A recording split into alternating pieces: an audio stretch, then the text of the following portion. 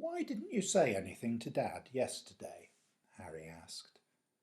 As usual on a Sunday morning, their father had made them pancakes for breakfast before heading upstairs to read the paper. "Why didn't you?" said Johanna. "It all felt so weird, even before he disappeared like that." "I know. You do think he was really there, don't you?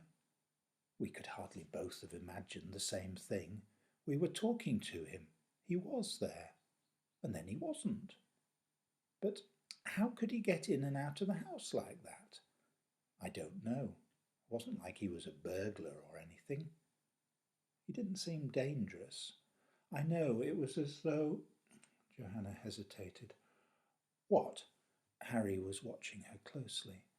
Johanna filled her cheeks with air and let it out slowly. "As though we'd known him for ages, even though we'd just met." Harry smiled. "That's how I felt too. What do you think he meant about helping each other?" "Search me. And what sort of a name is Mr. Phigg, anyway?"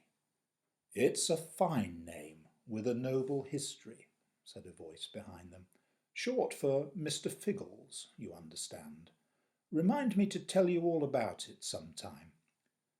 They spun around to face their mysterious visitor, who was smiling and relaxed, looking as if he'd never gone away. "How do you do that?" asked Johanna, her mind whirling. He tapped the side of his nose with a long finger and winked. "We'll get to that in a minute." Johanna edged round to the back door, keeping her eyes on Mr. Phigg. "People don't usually just walk into other people's houses, you know." Mr. Phigg didn't reply. He tilted his head to one side and watched her, unconcerned, as she tried the handle behind her back. It was locked. I wonder if we should get Dad downstairs to meet you." "Oh, no. Let him have a bit of peace, I say. I should think you two run him ragged, and it's you I came to see, so we can get to know each other. We need to build a team. Now, are there any pancakes left for a hungry guest?" Johanna and Harry looked at each other and at him. This was also strange, but it was a bit late now to scream or run away. He seemed friendly enough, and they should probably be polite. "You can have this last one of mine, if you like," said Harry. "I've only had a bit of it." "I don't mind if I do," said Mr. Phigg, tucking in. "I didn't have time for any breakfast this morning. That's the trouble with sheep." "What sheep?" asked Johanna. "Are you a farmer?" Mr. Phigg laughed. "Not quite. But I do spend a lot of time with sheep. Time and mental energy. Life's never boring with the shadow flock, you know." "No, I don't know," thought Johanna. "This isn't making any sense." "Wait!" But as she tried to ask another question, Mr. Phigg kept talking, uninterrupted, through a large mouthful of pancake. "Lots of people can't get to sleep at night and need sheep to count. But then they do drop off, and that's the point when things can get confusing. Sheep need a bit of looking after. If only folk would think to count a border collie or a shepherd in with them too. But no, that would interrupt the flow. Only sheep will do, and if a sheep wanders off when the job is done, Muggins here has to go and find it when it's my turn on the rota." "Aren't those sheep just in people's heads?" asked Johanna. Mr. Phigg shook his head as the last piece of pancake disappeared into his mouth. "It's never quite as simple as people think, and there's nothing quite as unsimple as the things people think. They never keep proper track of what their thoughts are up to." "What does he mean?" Johanna opened and closed her mouth a few times, thinking, but then Mr. Phigg was off again.